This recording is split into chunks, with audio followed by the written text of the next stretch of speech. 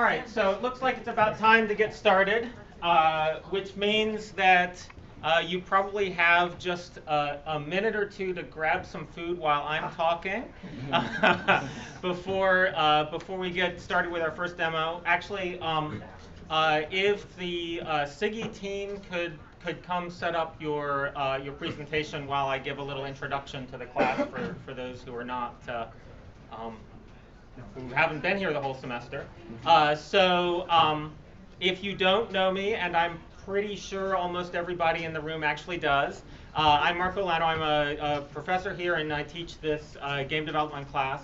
And I forgot to print myself off my own name badge, so I am unlabeled. So what we have this class is mostly juniors and seniors in art and in computer science.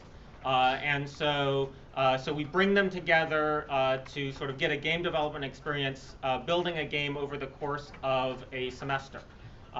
So the idea is to be teams, to be cross-disciplinary teams, because one of the things about working, actually not just in games, pretty much anywhere in the real world, is that you end up working with teams of people who know things different from you, and so getting a little experience with that seems like something valuable for us to try and give them.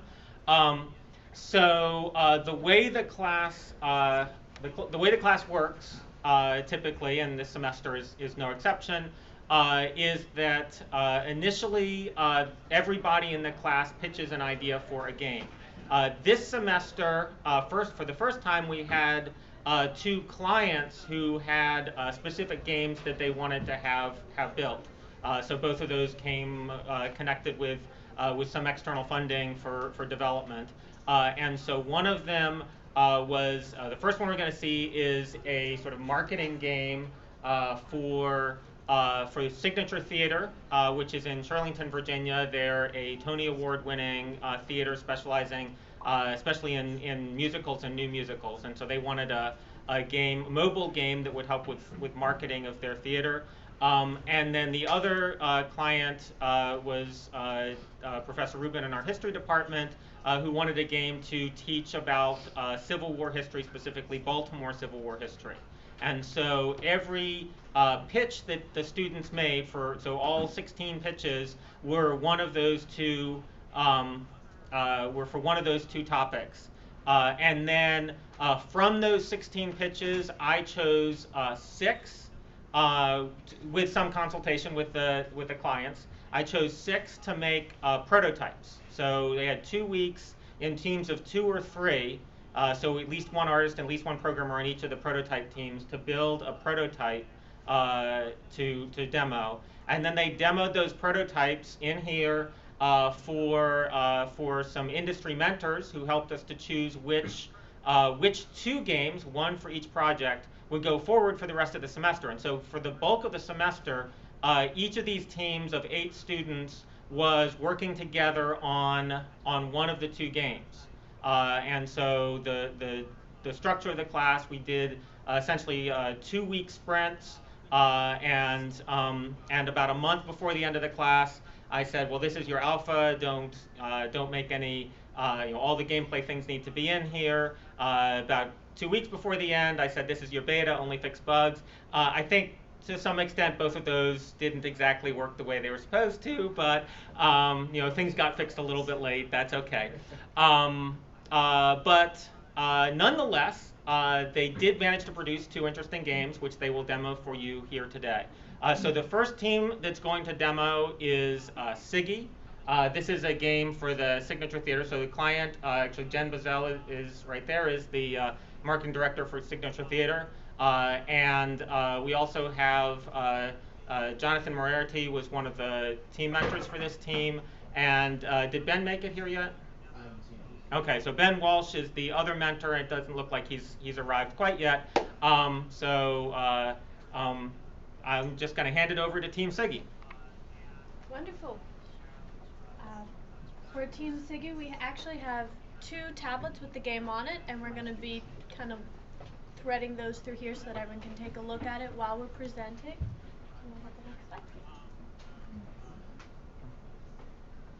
And so here's everyone that worked on it. Well, everyone has their names on. We got a lot of help from all of our mentors and from all the people we begged to ask and play and tell us what would make it better again and again and again. We kind of had a little bit of this said already, but our client was Signature Theater. It's a Tony Award winning theater located in Virginia, and they wanted to develop a mobile game that would showcase the theater and help promote their plays, but also increase attendance, just so that there's a little reminder of like, oh hey, you know, I should go check back what new thing is playing. So we also wanted to keep it very fun. They did want a mobile game, so we wanted to make sure that it was a little lighter. So you play as Siggy, which is from the name Signature. You're a ghost and you haunt the Signature Theater. He's also a little bit kleptomaniac. He likes to steal their Tony Award. That way we could also advertise that this theater was, you know, of that caliber. And he likes to stash it away in his little personal items. But of course the crew and the staff members and the actors, they all don't want him to steal it, so they're trying to catch him throughout the game. How to play is pretty simple. You draw a path and Siggy then follows it. If you want to change your path, you start drawing again, and you have to grab it and then sneak back, avoiding the guards. What's interesting is as a ghost, you can go through walls, but then once you pick up the Tony, you can't, so then you have to navigate back, making it much more difficult to come back than to go get it. And the entire time you're watching out for the enemy characters. One of the great things that we did was we presented at URCAD, which is the Undergraduate Research Celebration. Thank you. And we also, Charday was so bright, she thought up a little questionnaire so that not only did we get everything that people had told us, but then we got ratings for how hard was it, how fun was it, and questions saying, I found this confusing, I thought this was clear, this would be a cool a cool thing to add. And from that we got a lot of stuff that we could add and take away and use to make clearer like the objective and other things happening in the game. One of the main things that we found that we really needed from that was a little tutorial, and that was put in the last like seconds so that we could get it working. And but that seemed to help a lot with someone coming in from nothing, playing the game and really getting a lot of enjoyment from it. From the programming side, our vision was to make it interesting for the player, to make it easy to play. Considering it's a mobile game, that's nothing that any of us have particularly done before. So playing with the touch screen was fun, and it was definitely challenging. And the other thing we wanted to do is we wanted to make some clever AI so that maybe you get trapped around a corner or something like that. So in order to do this, we used Unity. Unity 4 is what we used, and we had to use Unity scripts, mainly in C# in order to write this. But in order to accomplish this, we needed to create a waypoint system, which was rather interesting and kind of fun to do. And what made it really neat is that when it came to actually creating the levels, we were able to put down our tile sets to create each one of our scenes, and on top of that we could just plop down a waypoint anywhere we needed to on top of each tile, and then once the game loaded, it just automatically generated the map and who neighbored what, which was really neat. But with that, the player mechanics is definitely what I think makes the game. Getting the player to the Siggy to go through the walls and kind of use the walls to his advantage, going through objects and getting past those enemies before they can catch him. So it was a lot of fun, and I think we learned a lot. For the artistic direction, the client from the get-go made it clear that they wanted a unique style. They seemed to favor like a hand-drawn esque looking style. So what we did is that all in-game assets, all the character sprites, the sketches for the background, the props, they were all hand-drawn, scanned in, and then we used Photoshop to, color them, digitize them to be implemented within the game. And for the 4 artists working on the team, we set up a style guide initially to establish, and promote consistency, to make sure even though 4 hands were touching all the assets, they all looked like they belonged within the game. Kind of like as a stark contrast, for the menu and the UI elements, we really enjoyed the Signature Theater's like bright, bold graphic design, like how they promoted themselves and their shows. We took pamphlets from the theater, we used that as our inspiration, and so we used that to make the menu like look like it was one of their brochures. So we used the fonts that they used. They had a very specific signature orange color that we implemented not only during the menu screens, like the pause screen, but as like the barrier and the walls dividing the rooms within the game.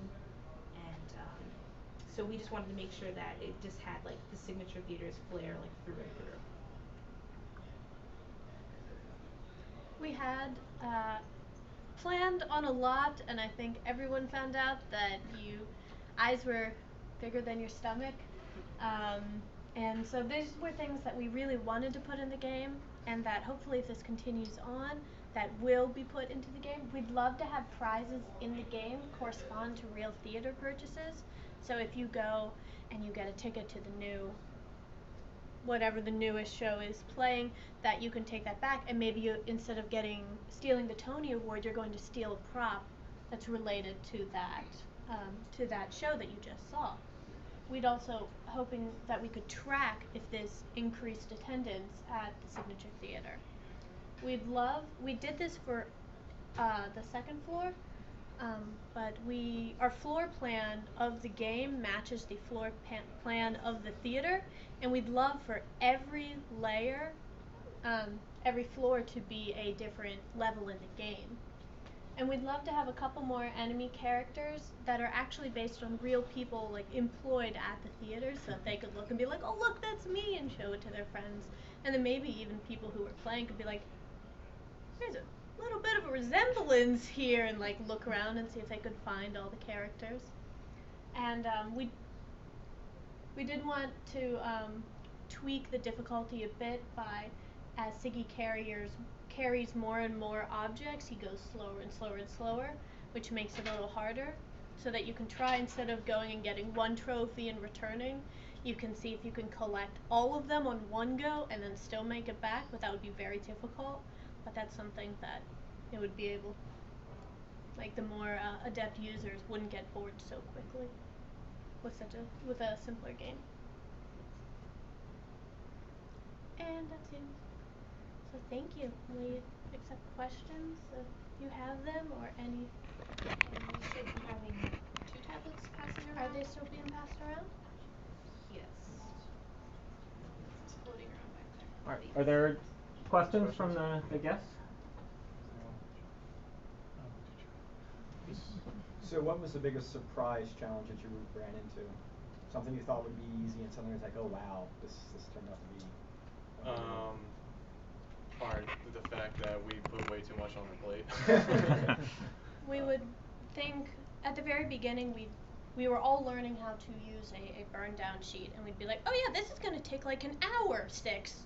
That happened every single time. So I think that was it. Not going into it and expecting this task is gonna take this amount of time, and then it was so much more.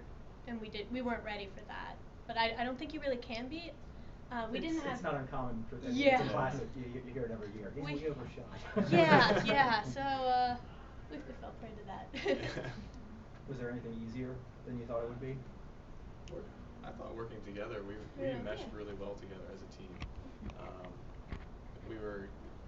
We were supposed to do scrum meetings for each one of our sprints, which we never actually. I think we did maybe like 3 meetings, but aside from that, we were very collaborative via email. Considering we were only in here twice a week, People have jobs and other things that they need to do away from school, but we were able to communicate very well and get things accomplished. You were always emailing, and there would be times when I would go to sleep at like 11, and I would wake up to 30 emails from everyone talking back to each other that they had just added this new thing in at 1 a.m. and I'm like, okay, glad I woke up to that. Anyone else?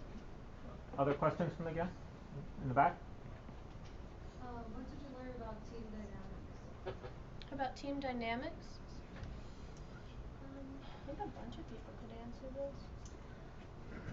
I think what we learned most was just like accountability, and just making sure that if someone wasn't like kind of pulling their weight, to not necessarily just like break them down and just say what's wrong with you, but to kind of jump on and help along with it. So taking over roles if need be, but mainly just helping, offering assistance. And because we're all in college, we all have different schedules of, like, 1 week I would have an extremely heavy week, I can't do much of anything, and for that week, Charday would take a heavier like workload, and then the next week she has to finish this huge project, and then we would redistribute some of that back to everyone else, so that if somebody needed a lighter work time, we could do that, and then other times if it's everyone could be like, okay, gung-ho, everyone throw in as much as you can.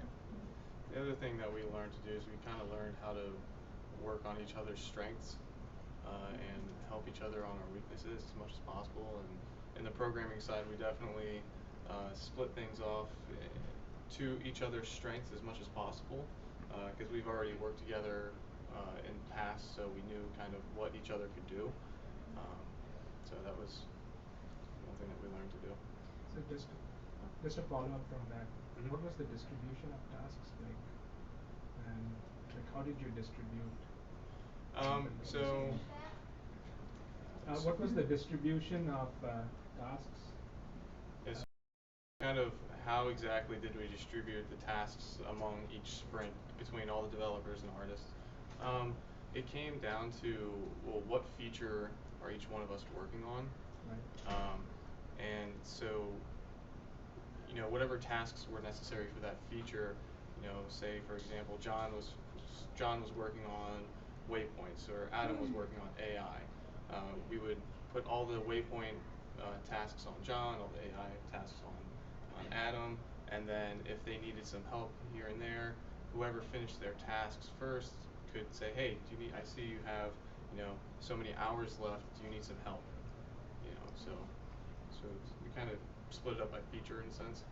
And on the art side, we took that playing to your strengths as well. Like Charday can sit down and just bang out perfect sketches.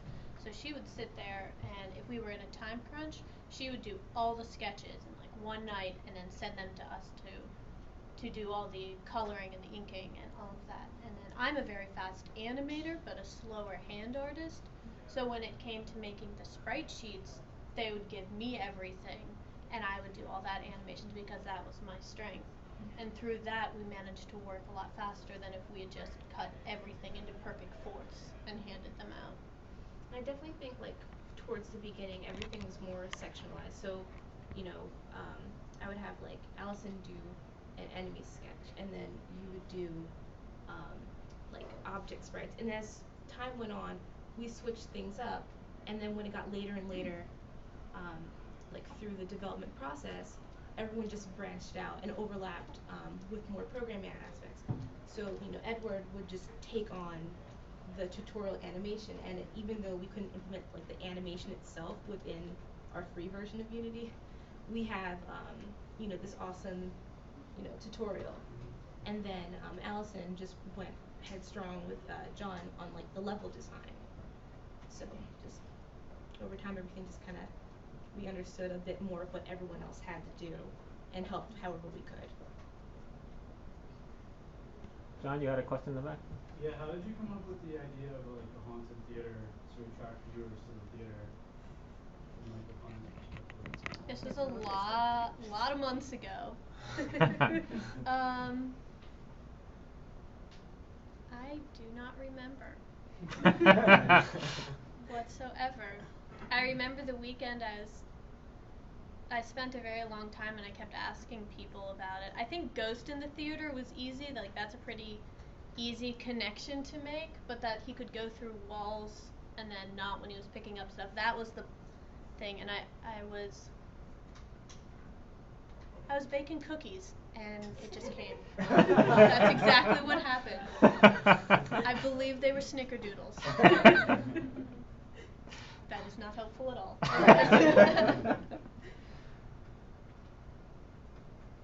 So what did you guys learn about signature? Oh, a ton.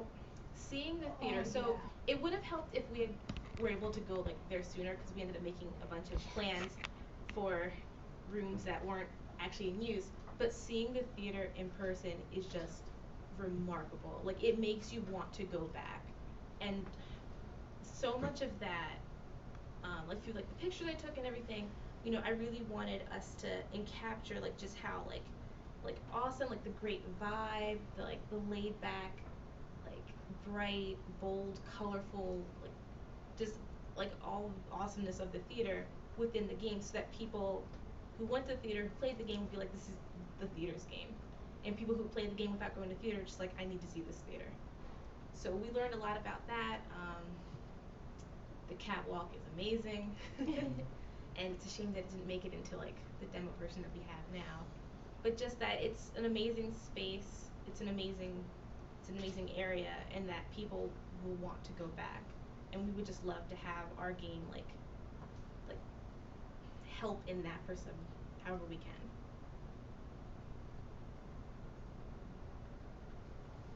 Yes. Just wondering what the strengths and weaknesses are of the engine tech that you used, that you like to extend. The strengths and weaknesses of like Unity. Yeah. In the tool set. I can't. You know, that's a tough question for me particularly. We were very inexperienced when we walked into this, so anything we saw that it could do that we didn't have to program was a strength to us. So, looking very straight. The animations I thought was very neat. Of course, that's something I didn't have to program, so that was good. You guys got anything? Well, it was nice how Matt worked on pretty much the entire waypoint system, but we were able to integrate well. So after looking at like all the code, I was kind of wary. It's like I don't want to touch and break everything, but everything was pretty well organized. I was able to like modify some of the other code I wrote to integrate it into the game, so items actually snap to waypoints instead of getting stuck in walls, which was a major bug we had. Yeah. So I guess in that case, the strength would definitely be how well the scripts integrate together, without having to write C++ code or something like that. It was very interesting to use because I personally have never actually written scripts for a game before. So it was neat. So I might rephrase the weaknesses question. Were there things that you found particularly frustrating? Frustrating. I found it frustrating that there weren't already waypoints there. I had seen on some tutorials that for 3D games there were waypoints. It may have been for Unity Pro or something like that, which we did not have for us. We did in here, but we weren't working in the lab per se. So that was a little frustrating to me. But aside from that, I thought it was fun to use, and it was very, very useful, very enjoyable. Yes, John? How many of you have worked on games prior to this class? I believe one. You. Yeah. Just one. Doing small games. And a half. One. Just Yeah. kidding. Two. Two. So two. Two people. Yeah. And it was a little different then because you said that you never even touched Unity when you were working, right? Yeah, this was this game was for this class last spring, so it was a very different experience. This one is much better than it was last time, and the game that we produced is so much more amazing than it wasn't. Yeah. We worked a lot better. So would you recommend taking this class like twice? Is that what you did, or?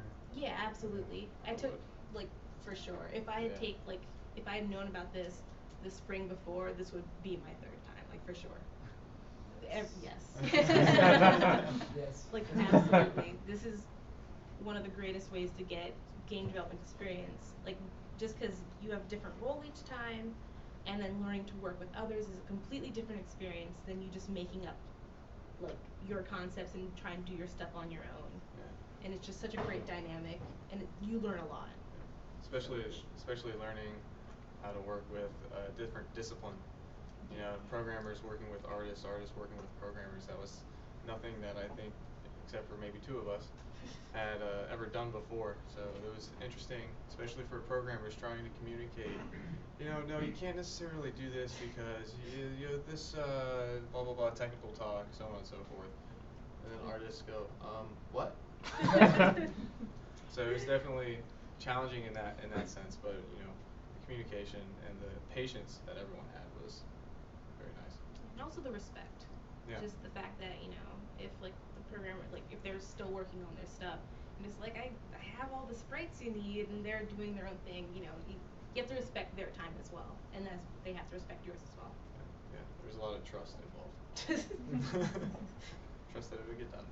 All right, so I think we should probably give the Bandit team a little bit of time. So let's thank the Siggy team.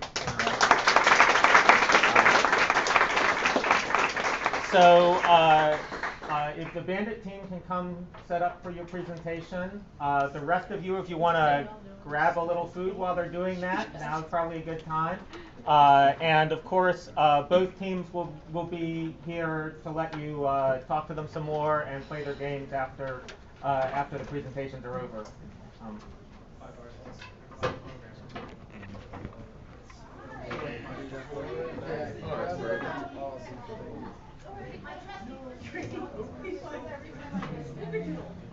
So I assume you're probably going to have to take off. Yeah. Did you use it? Yes. Yes. My husband has one. Yeah. I'm gonna drink with dinner. He likes to feed them on and I'll be like, drink.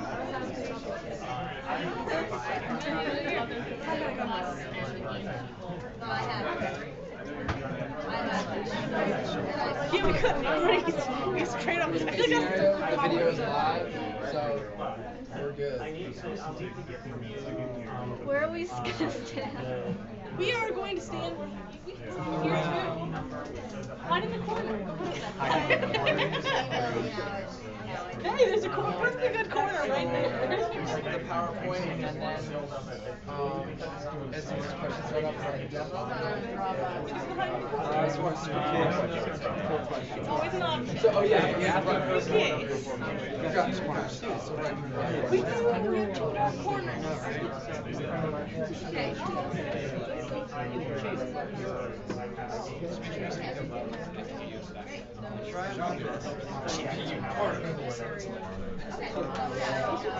Subdivide UV vertex color tile. Apparently, but I feel like we have to understand those words. Those aren't all that complicated. Just not subsequently drawn together. Yeah. No, Trackpads are terrible, and keyboard is terrible.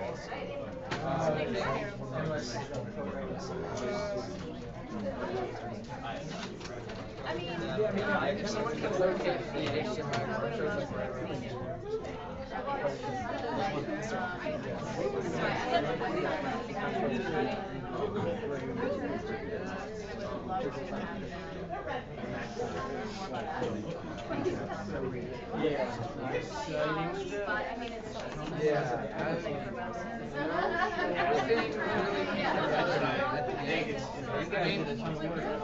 We had all the stuff there, and it was just like the elements fighting each other.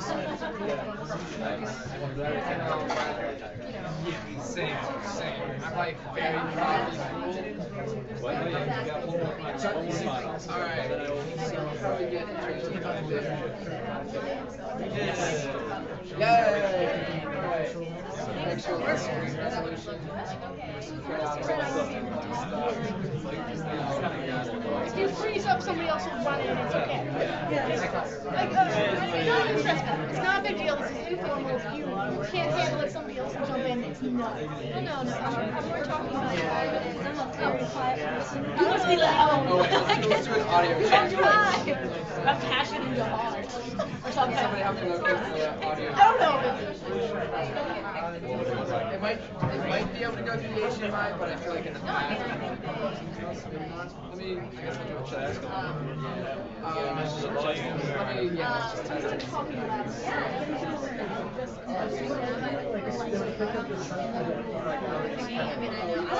I have to do the thing where pull that out, turn on the lights, and that is like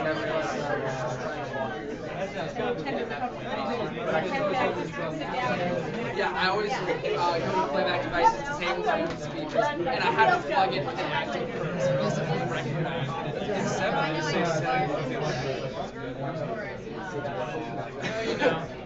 Yeah, and then well, we'll see. Just in case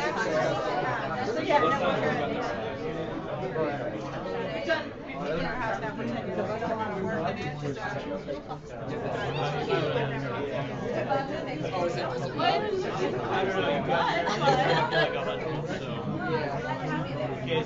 what? A lot of times when there's input, I have to relaunch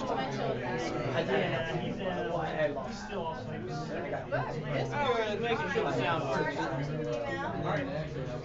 Which means we'll want to rebuild the navigation. Yeah, while we're we can rebuild while we're presenting. Yeah, but also Let's just see how fast it goes. yeah, well, worst case scenario, if you're like, come on, let's go. You don't need building the presentation. Yeah, it doesn't take my computer more than like 2 or 3 minutes.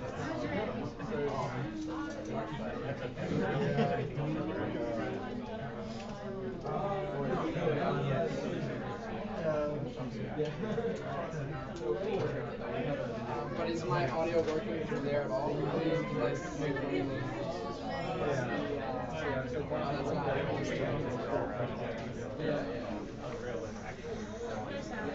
no sound? I feel like there might be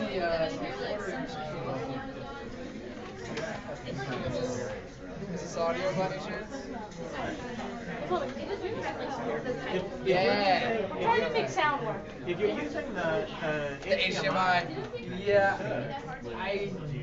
Yeah, definitely. I just wanted to check because I know that in the past. I heard it too. I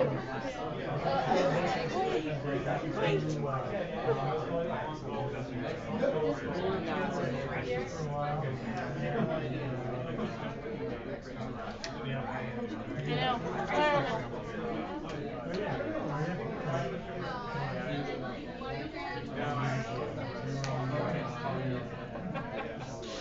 Oh, is that going? Is it on? Yeah. All right, awesome.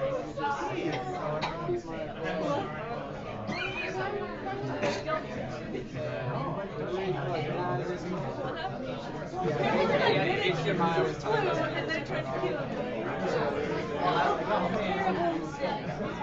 well, I mean, there was definitely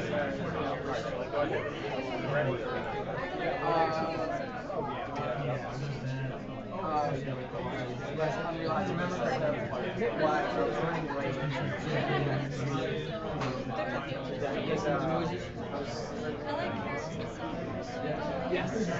Awesome. All right. Or I had something else.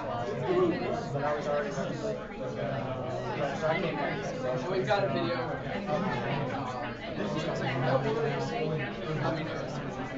You just be careful.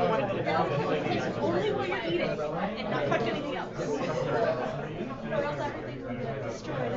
Yep. It's full of contamination.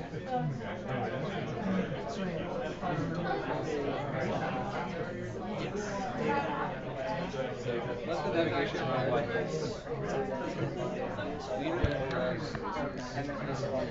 All right. So should we get back together?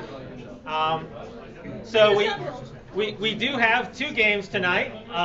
Yes, our second game is Bandit. Bandit was a game for our second client, the history project. So Dr. Ann Rubin in the history department back there was our client for that, and Barry Cottle and Garth DeAngelis from Firaxis Games were the mentors for that. Unfortunately, neither of them could make it tonight, which is why I have that little webcam here so that they can actually see the presentations. And I realized that I neglected to mention Dr. Anna Rubin, who's in the music department, who her and her students helped to make sound for the games as well. So some of the music and music composition and just the audio in the game. So we had a little bit of lots of different disciplines on this. So I'm gonna step out of the way and let Bandit take over. All right, so this is Bandit, which is a Civil War history game where you play as a fox running around Civil War era Baltimore.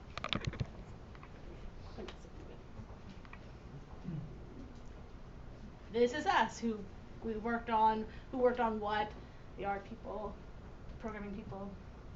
I'm saying other people can talk. Alright, so as was previously said, Bandit is a 3D educational game made in Unreal for the UMBC history department. The main goal of the game is to discover 4 documents that are hidden across the level while avoiding the townspeople who will try to capture you and send you to jail. Our original intention was to allow the players aid in finding these documents by having conversations between the NPCs which would tell you roughly where the document was. But that is something that will probably be added in the summer work. Alright, so once you discover all 4 documents, it's the game over screen, you win. We tried to keep things as historically accurate as possible, from the documents themselves to the layout of the area to the props that you see laid out before you. A lot of this required research on our part, and kudos for that. For the documents themselves, that's where the educational part really comes in, because once you find these documents, you can look them up on the pause screen and take notes on them. These notes can be saved and used later for grading purposes. As for the documents, I had a bit of a hand in getting them in because I was the correspondent between the music, the art, and somewhat of the mentor. Unfortunately, we didn't get to talk to our mentor nearly as much as we would have wanted, but I hope that they enjoy the end state of our game as it is. And yeah, I think I speak for everyone when I say that working with not only a mentor but a client was a new and interesting experience, and while there were struggles, in the end it was very enjoyable. Alright, so with the overall description provided, there were a few key components that needed to be in for everything to work. So in order to have any sort of difficulty rather than just running around and finding hidden things, we needed to have some sort of antagonist for the game. This is represented by all the guards running around chasing after the fox and trying to grab you. Now, when you are grabbed by these guards, there's a struggle system in which you have to mash the F key in order to try and escape from them. If you fail to mash it fast enough, you will be sent back to jail and have to try again from a new starting point. Now, after you collect a document, a new one will spawn somewhere else on the map. This is how you collect 4. And the documents will be spawned. They were originally intended to be spawned based on overhearing conversations. The spawning is implemented, it's just not based on these conversations. It's whenever you collect a document, a new one will take its place somewhere else. And these conversations, which were intended to spawn the documents, are implemented. So throughout the map, whenever you walk close to 2 citizens talking to each other, you will get to hear a general conversation, which was supposed to be something of that sort of dialect for the time. And pause menu is where we look at our documents, we take notes, and we can save these notes. And it also pauses the game, so right before you get grabbed, you can pause it and try and think of a way out. Yeah, so on the art side, it was probably one of the most difficult challenges. As the last group said, if she had had a chance to take it 3 times, she would have. This is my 3rd time, and unfortunately, it did not really prepare me fully for what Unreal Engine takes to control. Fortunately, we had a really strong art team where everyone, we would just put out like, we need like a chair. Can you like Google an image of it, find it, then send us back, some images of the concept, and move from there. And we're like, yeah, that's great. Work on that. And assets were definitely bouncing all over the place, trying to get them into Unreal Engine when it was a very new tool for all of us. It was just a really big challenge. But one thing that I think we were very successful with was unifying all the art in the end. One thing that really helped was the physically based rendering that Unreal offers allowed us to really make use of lighting to sort of unify all those elements. Basically, one of the really interesting things is sort of the auto exposure. Like when you go from the interior to the exterior, all of a sudden the light will sort of auto adjust. You'll look outside, and that's where you see in a lot of high-end video games that like sort of bright glare coming out at you, and as soon as you get out there, all the colors sort of readjust and simmer down. So that really helped. Like all our different art styles really helped merge that way.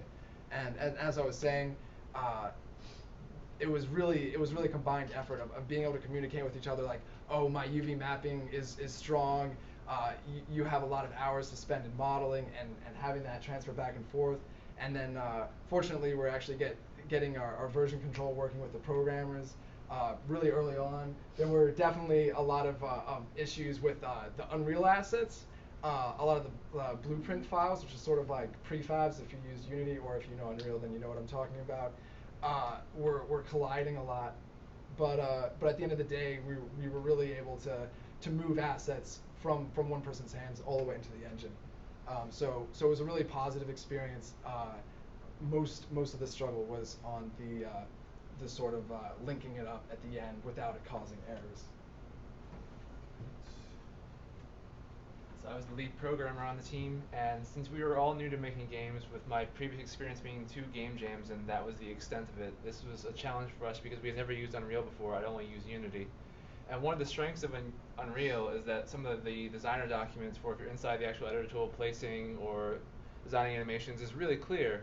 One of the downsides that was actually trying to program, the documentation is almost non-existent. It's to their credit, though, Epic is aware of this problem. They've been reaching out to Alana and other professors saying, hey, what sort of feedback can we take to make this easier for someone picking this up for the first time? And even more to their credit, they provided the source code, which I've actually had to refer to a few times sort of to get some of the finer details of how like behavior trees were expecting the flow to work.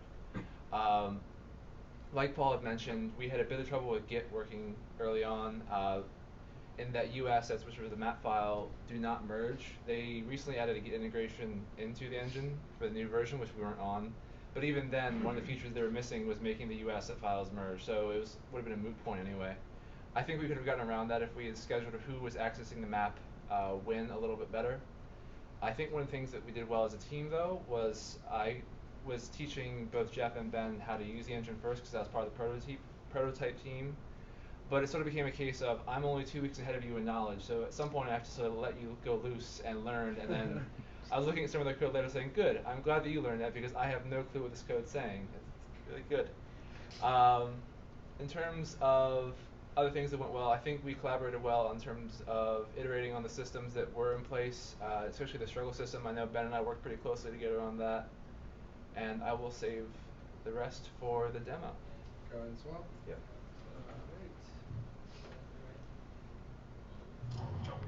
Glad I ran into you. What is the deal where we put the papers? Steve's looking for it. Oh, I told him 4 times already. He's probably fooling around on Pratt Street. Jefferson, you heard of this? I know how I change. So towards the end of the development cycle, we worked on getting some of the conversations to not overlap and not repeat, and it's better than it once before. It used to be a very chatty city.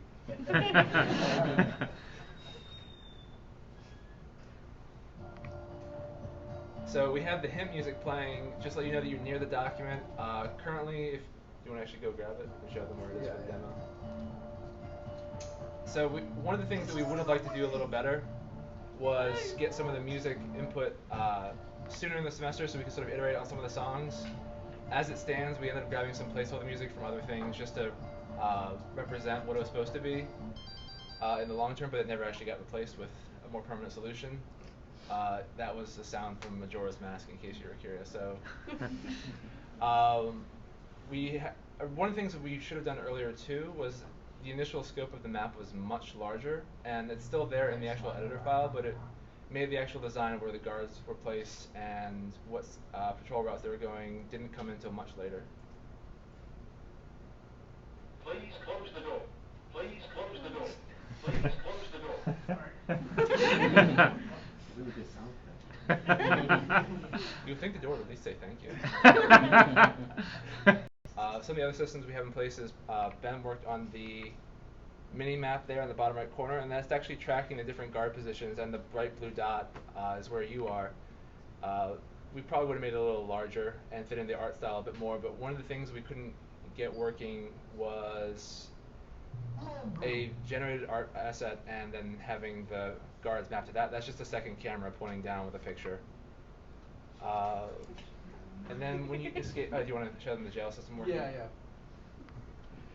Fox jail. So one of the other things that we plan on having to work on this summer was having more of an alert system, so guards wouldn't immediately chase after you. They would say, oh hey, that's a fox, that's kind of weird, and then wait for a certain amount of time, and if you're still in view, then they'll start chasing you, and then also making it harder for you to struggle out as more guards pile on. That didn't end up happening. And then if you want to show them the document menu tab. Oh, you still have the lower MIFSM in there. In the bills that we have showing, the actual documents are in there. I'm not sure why his didn't show up as is. And then like the other team, we had a lot of great feedback from ERCAD in terms of what was fun or what made sense. And a lot of the times it was, I don't really know where to find the document, but since Paul had just placed all the spawn points for them, I didn't know where the documents were either, so it was fun for everyone involved. You guys have anything else you want to cover, or should we go straight to questions? I think we're good. All right, great. Does anyone have any questions? How did you come to the decision to use Unreal 4? I think we were just in. You want to go? I was to say, I mean, Paul and I worked in it.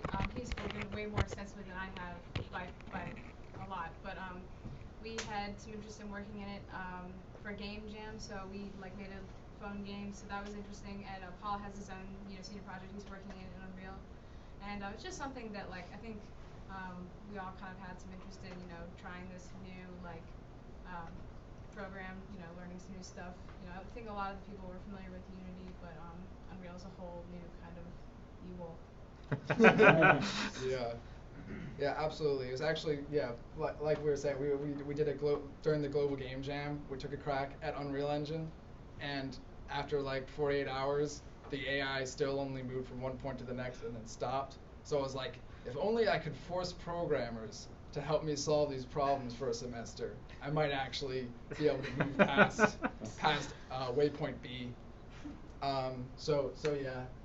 Fortunately, everyone on our team was really excited to be using this tool.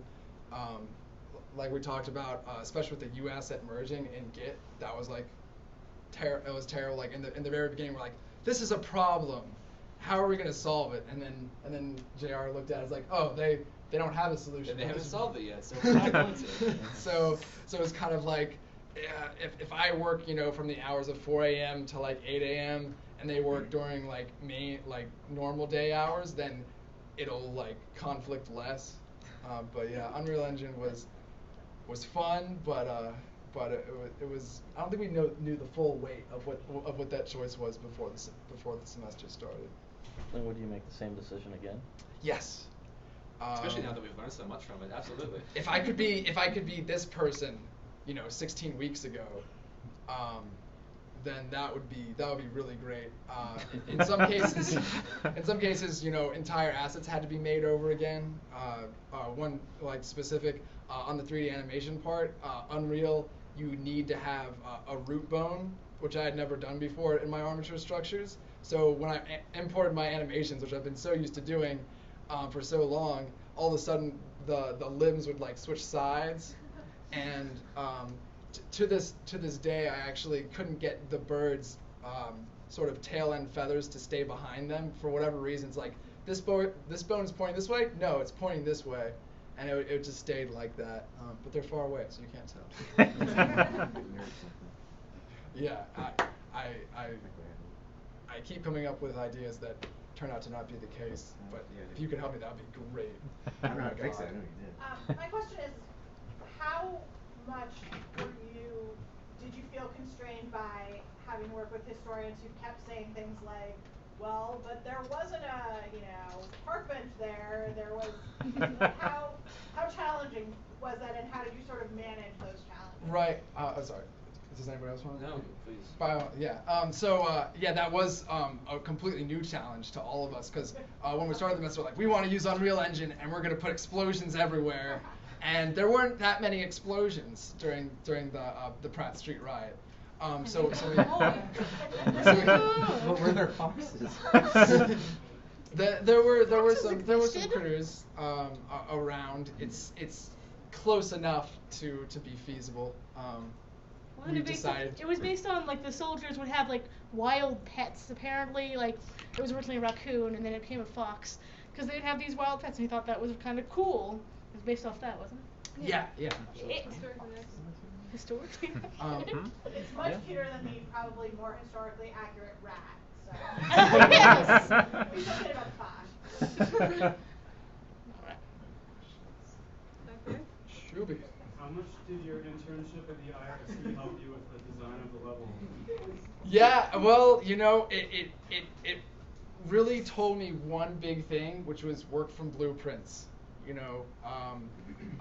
Savannah worked on building up the level, and we were able to find a very top-down view of the map done. We just modeled it on top of it. It was relatively painless. Yeah, we brought in an image of the blueprint, and then just traced it and then extruded up. Unfortunately, that did lead to all kinds of problems, because while we did all kinds of modular, you'll notice a lot of the doors are similar, and a lot of sidewalk sections or street lamps and stuff like that are modular, whereas the buildings are all kind of one object. So if one thing was wrong, the whole thing had to be kind of re-edited. Which definitely had its share of problems. So we had the proportions right from the get-go, but sometimes the synergy of working between a bunch of copy-paste assets and one that sort of defines the whole map was definitely really difficult.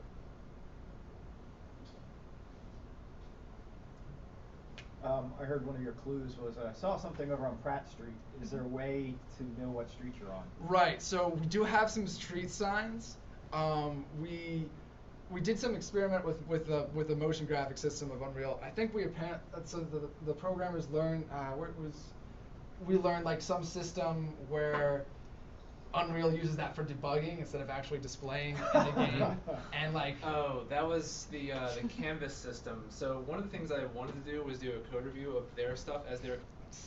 But yeah, so we do have the street signs. We just need to put text on them. We were thinking of just painting it in on the assets, but I think I was kind of if we get it to be a more modular system, where we could just input text, then we could just have one asset and then plug it in. And in the process of wanting something great, we didn't get anything on that front. But there was a lot of simultaneous problems. Some of it too is we didn't realize the street sign thing until somewhere through the alpha or beta phase. I don't remember when.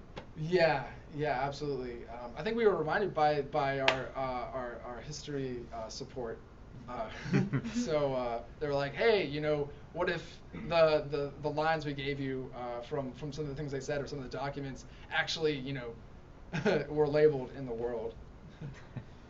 Would be great. How did you manage the schedule? The what? The scheduling as a team? Oh, yeah. Does everyone else want to go? Or Talk about that. Well, every week we kind of the leads would assign tasks to the other artists and programmers, and everyone would kind of guesstimate how much time everything would take. And if we noticed oh well, your tasks don't take quite as much time as this person's tasks, can you do this other task too? And sometimes people would like pick up the slack like the next week because one asset wouldn't get done, but like we really needed it in the game or something like that. I think the scheduling worked pretty well. It just like I think the other group said something about underestimating the amount of time you need to do everything, which is pretty much how it went for me personally. The whole time, I always think it's going to take way less time than it does. But other than that, I think it worked pretty well. What do you guys think? Even I work at another job, and when you're used to the domain space that you're into, great. But if it's a completely new domain space, it's like you're starting back at square one. You have no clue how long anything's going to take. Yeah, absolutely.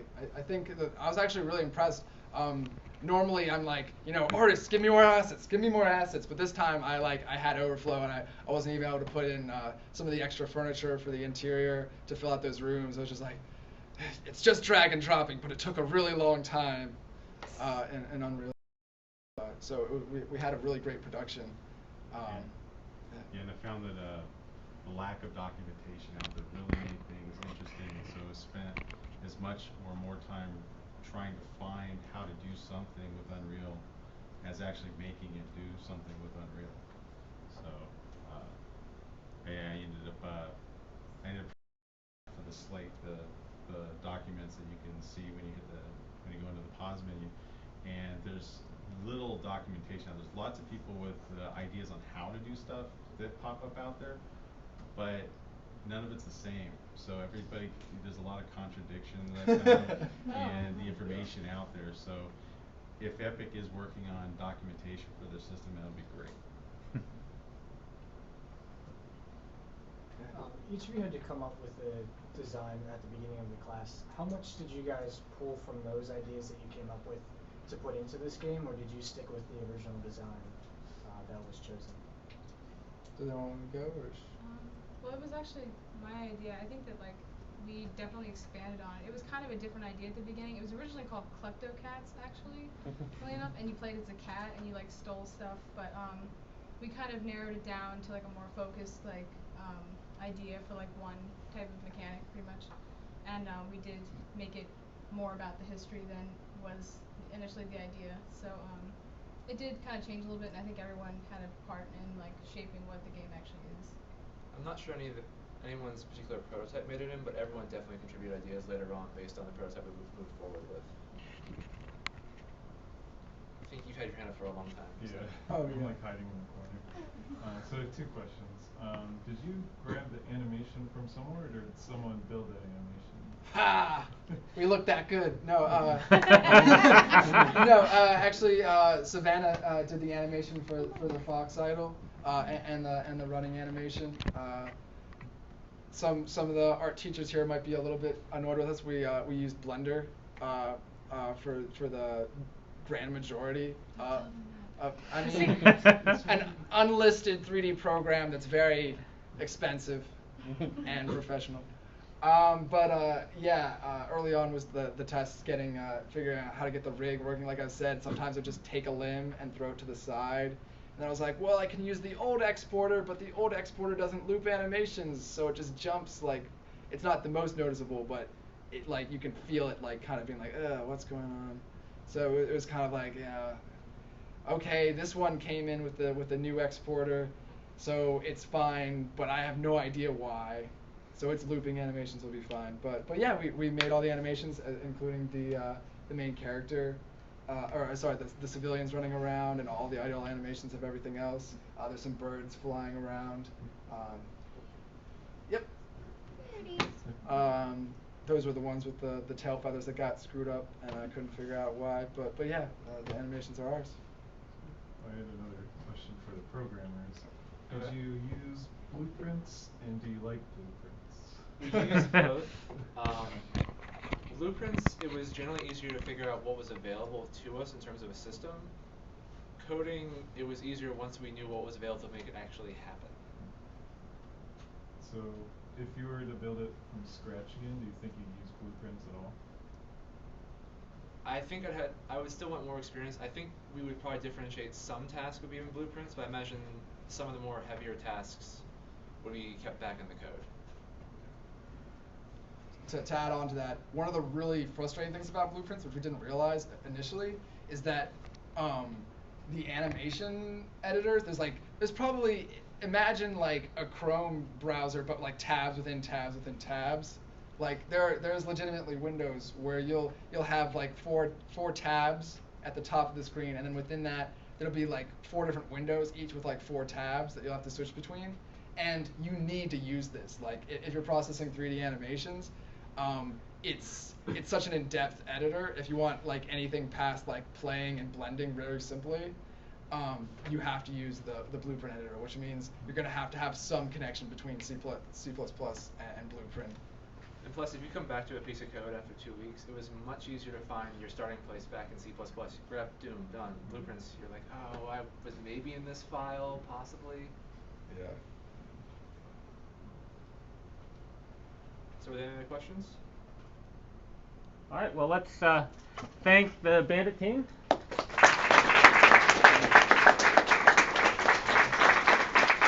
And of course, there's still plenty of food up here. Looks like there's even still crab cakes left.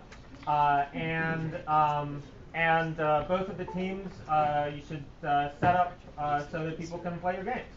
So feel free to go talk to the team members, try the games out, and have a good time.